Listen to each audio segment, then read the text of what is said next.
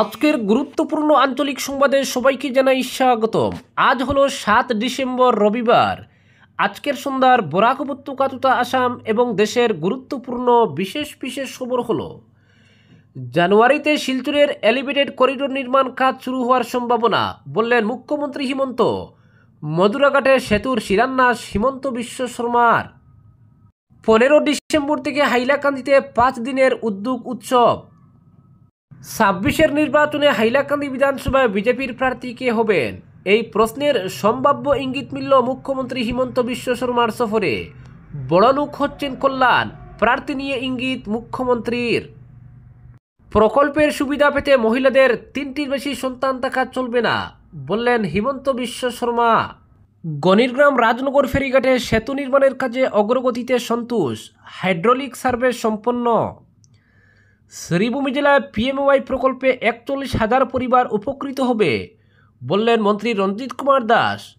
আগামী 9 ডিসেম্বর মুখ্যমন্ত্রী হিমন্ত বিশ্ব শর্মা মঞ্জুরিপত্র বিতরণ করবেন আনুষ্ঠানিকভাবে। অরুণোদয় নিয়ে জানুয়ারিতে বড় ঘোষণার ইঙ্গিত মুখ্যমন্ত্রী হিমন্তের।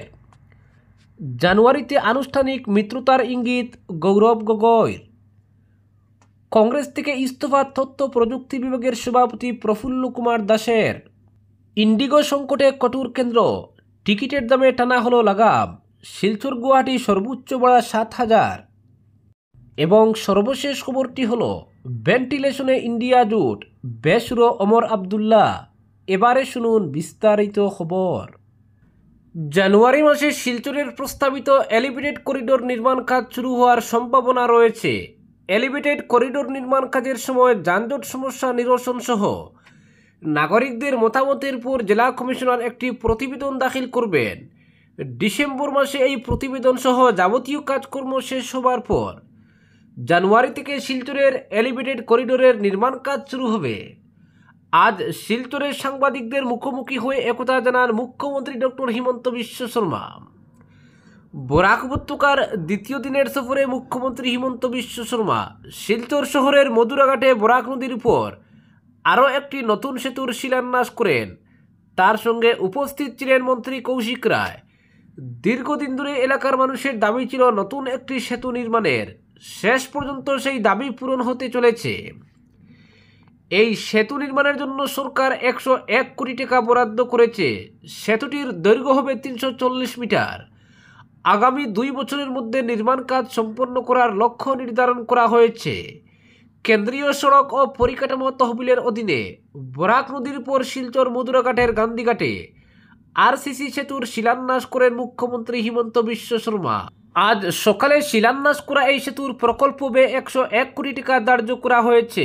সঙ্গে মধুরাঘাট থেকে ক্যাপিটাল পয়েন্ট অবধি সড়কের উন্নতিকরণ করা হবে। সেতুর বিবরণ হলো: দৈর্ঘ্য 340 মিটার, সাবস্ট্রাকচার অ্যাবাটমেন্ট 2টো, পায়ার 4টা, প্রস্থ 7.50 মিটার, সুপারস্ট্রাকচার পিএসসি, বক্স গার্ডার এবং স্ল্যাব, স্প্যান 5টা, অ্যাপ্রোচের দৈর্ঘ্য 280 মিটার। পরবর্তী খবর: 15 ডিসেম্বর থেকে হাইলাকান্দিতে 5 দিনের উদ্যোগ উৎসব। হাইলাকান্দি জেলা ইন্ডাস্ট্রিজ অ্যান্ড কমার্স সেন্টার এবং এএসআইডিসির যৌথ উদ্যোগে আগামী 15 থেকে 19 ডিসেম্বর এসএস কলেজ মাঠে জেলা উদ্যোগ সমাবেশ অনুষ্ঠিত হবে। এই 5 দিনের উদ্যোক্তা কেন্দ্রিক আয়োজনে অংশ নিতে স্থানীয় উদ্যোক্তা ও ব্যবসায়ীদের আমন্ত্রণ জানানো হয়েছে। এর মূল লক্ষ্য স্থানীয় ব্যবসাকে আরও গতিশীল করা এবং বাজার সম্প্রসারণের নতুন সুযোগ সৃষ্টি করা। এতে অংশগ্রহণকারীর জন্য সার্টিফিকেট এবং যোগ্য অংশগ্রহণকারীদের ভ্রমণ ভাতা প্রদান করা হবে। এই সমাবেশের উদ্যোগের বিপণন ও বিক্রয় কৌশল সম্পর্কে হাতে কলমে ট্রেনিং দেওয়া হবে। পাশাপাশি এতে বিভিন্ন সরকারি প্রকল্প ও স্কিম সম্পর্কে সচেতনতা বৃদ্ধি করার প্রচেষ্টা চালানো হবে। এছাড়া ওপেন মার্কেটে পণ্য প্রদর্শনের সুযোগও থাকবে। এই উদ্যোগ সমাবেশে শক্তিশালী ব্যবসায়িক নেটওয়ার্ক গড়ে তোলার সুযোগ এবং বাজার বিস্তারের সম্ভাবনা সম্পর্কে ধারণা দেওয়া হবে এই সমাবেশে। পরবর্তী খবর: বৃহত্তর পশ্চিম শিলচরবাসীর দীর্ঘদিনের স্বপ্ন বাস্তবে রূপায়িত হতে চলেছে। শুধু স্বপ্ন নয়, লক্ষাধিক মানুষের শিলচর শহরের সঙ্গে যাতায়াত ব্যবস্থা সুগম হওয়ার পথে। এতে সবচেয়ে বেশি খুশি বৃহত্তর এলাকার পড়ুয়ারা। এবার তারা খুব সহজে স্কুল কলেজে যাতায়াত করতে পারবে। কেননা সময় মতো স্কুল কলেজে পৌঁছা, বিশেষ করে পরীক্ষার সময় তাদের সমস্যা অনেক বেড়ে যায়। সময় মতো পরীক্ষা কেন্দ্রে উপস্থিত হওয়া তাদের পক্ষে খুবই কঠিন হয়। অনুরূপভাবে এলাকার যেসব লোকজন শহরে দিনমজুরের কাজ করেন, তাদের গাঁটের পয়সা অনেক বেশি খরচ করে সময়ে গিয়ে পৌঁছতে হয়।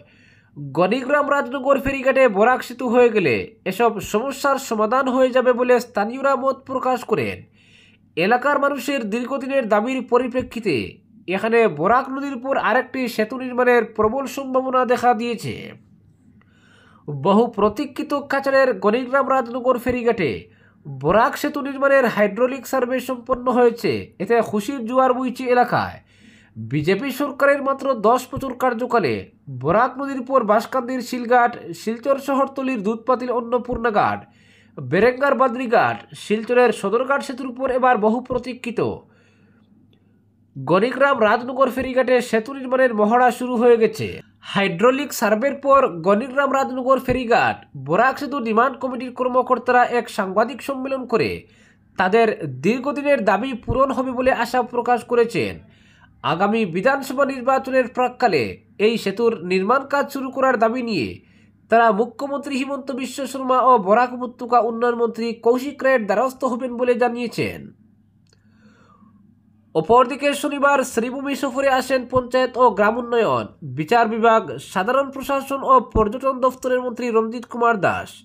শ্রীভূমির জেলা কনফারেন্সে বিভাগীয় কর্তাদের সঙ্গে এক বৈঠকে মিলিত হন তিনি। বৈঠক শেষে সংবাদ মাধ্যমের মুখোমুখি হয়ে মন্ত্রী জানান, প্রধানমন্ত্রী আবাস যোজনার আওতায় শ্রীভূমি জেলায় মোট 38,000 ঘর অনুমোদিত হয়েছে। পাশাপাশি নতুন করে আরও 12,000 পরিবারের নাম তালিকাভুক্ত হয়েছে। অর্থাৎ মোট 41,000 উপভোক্তা এই প্রকল্পের সুবিধা পাবেন। আগামী 9 ডিসেম্বর মুখ্যমন্ত্রী হিমন্ত বিশ্ব শর্মা আনুষ্ঠানিকভাবে এই মঞ্জুরিপত্র বিতরণ করবেন বলে মন্ত্রী জানান। তিনি বলেন, শ্রীভূমি জেলা আমার কাছে বিশেষভাবে গুরুত্বপূর্ণ। বিজেপি সভাপতির দায়িত্বে থাকা অবস্থায় যতবার এখানে এসেছি, অতীতে অন্য কোনো মন্ত্রী বা সভাপতি এত ঘন ঘন আসেননি।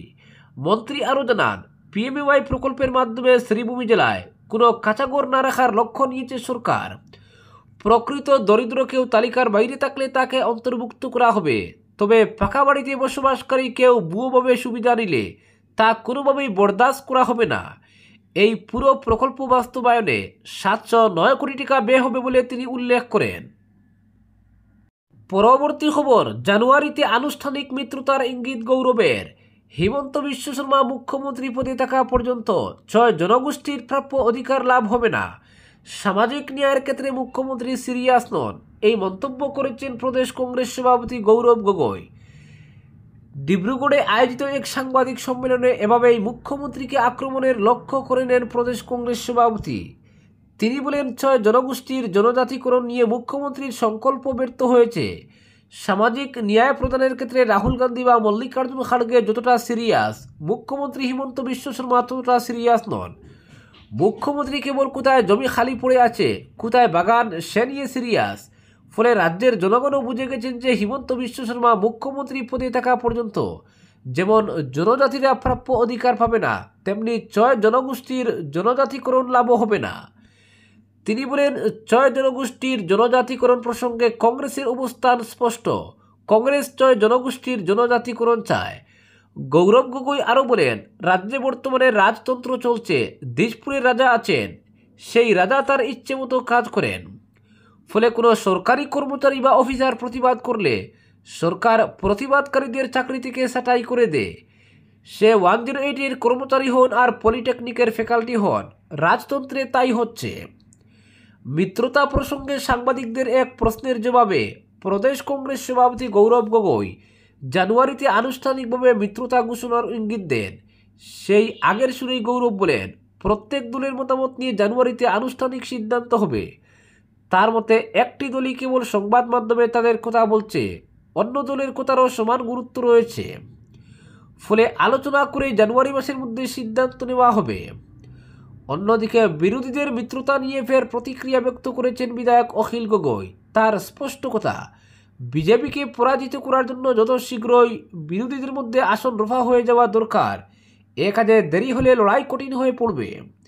তিনি আরও বলেন, মিত্রতা নিয়ে কোনো মন্তব্য করলে মিডিয়া প্রচার শুরু করে দেয় যে অখিল গগৈ মিত্রতা নিয়ে কংগ্রেস দলকে ডেডলাইন দিয়েছেন, কিন্তু ডেডলাইন বলে কোনো কথা নেই, কাজ দ্রুত করতে হবে। বিরোধীদের মধ্যে আসন সমঝোতা যত তাড়াতাড়ি সম্ভব করে নেওয়া জরুরি, মন্তব্য করেন অখিল গগৈ। পরবর্তী খবর, ২৬-এর বিধানসভা নির্বাচনের প্রাক্কালে দল ত্যাগের পর্ব শুরু হলো কংগ্রেসে।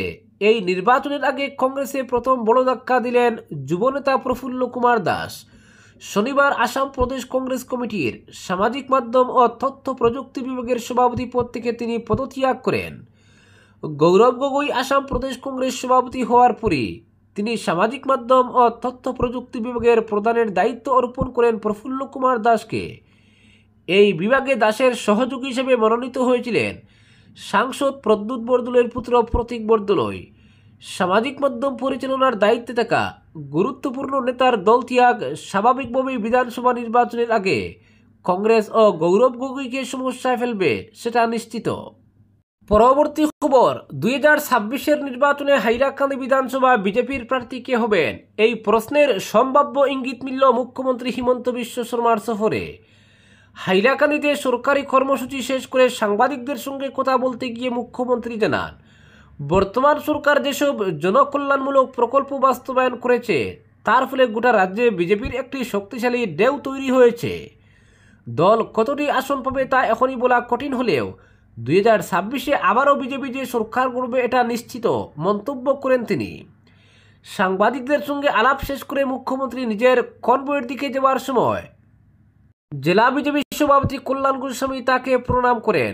তখনই মুখ্যমন্ত্রী সবার সামনে মন্তব্য করেন, হাইলাকান্দির জেলা বিজেপি সভাপতি গোস্বামী আগামী দিনে খুব বড় লোক হতে চলেছে। মুখ্যমন্ত্রীর এই মন্তব্যকে অত্যন্ত তাৎপর্যপূর্ণ হিসেবে দেখছেন কল্যাণ গোস্বামীর সমর্থকরা। তাদের মতে মুখ্যমন্ত্রীর বড়লোক মন্তব্য ইঙ্গিত দিচ্ছে ২৬ সালের নির্বাচনে বিজেপির হাইলাকান্দি আসনের সম্ভাব্য প্রার্থী হতে পারেন কল্যাণ গোস্বামী। তাদের দাবি মুখ্যমন্ত্রী এক প্রকার গ্রিন সিগন্যাল দিয়েছেন। তবে বিজেপির সাংগঠনিক নিয়ম অনুযায়ী জেলা সভাপতি যদি নির্বাচনে প্রার্থী হতে চান তাহলে তাকে আগে সাংগঠনিক পদ থেকে ইস্তফা দিতে হবে। এই প্রসঙ্গে সভাপতি কল্যাণ গোস্বামী সরাসরি কিছু না বললেও তার ঘনিষ্ঠ মহল জানিয়েছেন খুব শীঘ্রই তিনি জেলা সভাপতি পদ থেকে পদত্যাগ করতে পারেন। পরবর্তী খবর, ইন্ডিয়া জোটের ভেতরে ফের অস্বস্তির সুর। হেমন্ত সোরেনের পর এবার সরাসরি কংগ্রেসকে আক্রমণ করলেন ন্যাশনাল কনফারেন্স নেতা ও জম্মু কাশ্মীরের মুখ্যমন্ত্রী ওমর আবদুল্লাহ।